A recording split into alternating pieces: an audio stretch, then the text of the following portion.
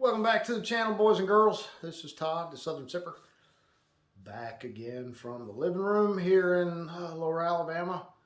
We're right smack dab in the middle of the holidays, as you can see on Frosty back here. Just chilling. Just one of many snowmen that my wife has about the house. The woman she loves some snowmen. She's got them, as we say, everywhere. And speaking of everywhere, this beer we're going to review today is the Big Little Thing from Sierra Nevada. Sierra Nevada's every damn where. They have a huge facility in Asheville, right outside of Asheville, North Carolina. And of course, on the West Coast. This particular beer is part of a series. There's two or three of them: the Wild Thing and the Big Little Thing and Little Big Thing, all this sort of stuff. And this one right here, she's a 9% Imperial IPA. So, gird your loins. That's all I can tell you. This one's new to me. God knows I just can't even tell you how many different beers I've had from Sierra Nevada, and some I absolutely have loved and some not so much. I do have high hopes for this one. I do like an Imperial IPA. Generally, your standard ABV IPAs are not something that falls into my wheelhouse. I'm a malty kind of guy. This one is beautiful in the glass, man. It's crystal clear and a nice amber, golden amber. Whew. And it's just the citrus and the pine are just exploding off top of this glass. I mean, I'm just sitting here smelling it, while I'm running the old gob. Now this one is dry hopped.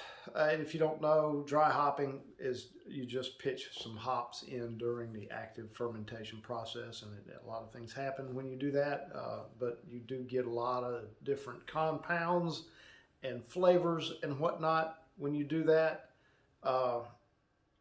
And from what I read, they do a really aggressive wash on this to extract more of the fermentable sugars versus the unfermentables, to cut back on the malt sweetness, which is, I don't know, I just kicked the tripod.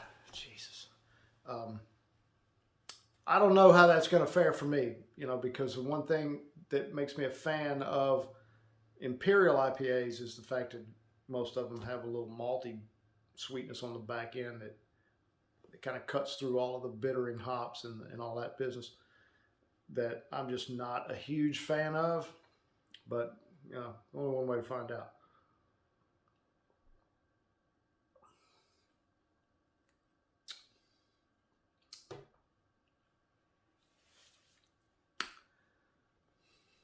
That's good. That is really good. Man, oh man. Holy mackerel. That's just freaking delicious. Which is a good thing, because, Sierra Nevada being so ubiquitous, I can probably find this again. Oh, wow. Of the Imperials that I've done of late on the channel here, Florida Man was one that really surprised me, but to be honest with you, I bought it because it's named Florida Man. It's really good. And Alpha Gator was the other one. And unfortunately, I still have a review for Alpha Gator. I bought them and drank it and didn't review it. I do have the review up for Florida Man, so I'll throw that up, maybe link it in the description if I can remember to, because I'm old and I forget things. But boy, oh boy, oh boy.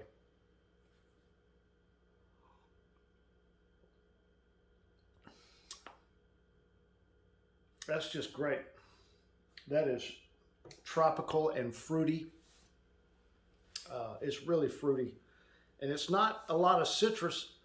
I mean, there's some nice blood orange. It's a really sweet orange pineapple, and right just hanging in the back there is the malt, just malted milk balls. It's fantastic. The hops are done so well. You know, it's not just all bittering hops. It's just flavoring hops, and they're just fantastic. It's not piney, you know, and rosiny, and it tastes like Final Net, you know.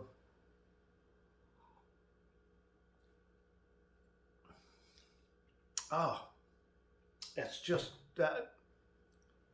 It's the best beer I've had in weeks. I mean, weeks. I'm just not even kidding you. So well done, Sierra Nevada. There have been times that I have badmouthed you guys to no end over you. For a long time, everything I bought from Sierra Nevada, there was just so much sameness. I mean, everything was just Cascade hops, Cascades. It was just, I didn't care what it was. You could go buy a brown ale, and it just tasted like you know, a session IPA. It was just a bummer.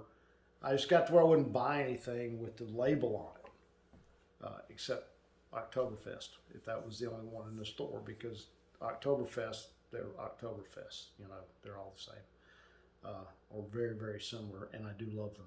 But anyway, this particular Imperial IPA is just great. Now, the unfortunate part of it is it's 9%, you know, so I'm not going to be able to just power into a bunch of them as much as I'd like to, because I could drink a lot of that. That's just really good. I don't know what else to tell you, man. If you are into a bit, even if you're not all that much into IPAs, you know, and they tend to be a bit intimidating, you find them all way too bitter, give this one a go, man. I mean, oh, this thing is really friendly. Yeah. There's, I mean, it's a big beer. You know, not gonna lie about that. If you're not used to bigger beers, it might be a bit of an assault. But if you're used to some bigger beers and you're not so much the IPAs, give this thing a run, man. It's really, really well done. I've rambled on about it long enough now. So if you found this information helpful or not, entertaining or not, do me a favor and hit that subscribe button. Hit the like button if it please you. So I'm going to wrap it up. Please enjoy your adult malted beverages responsibly.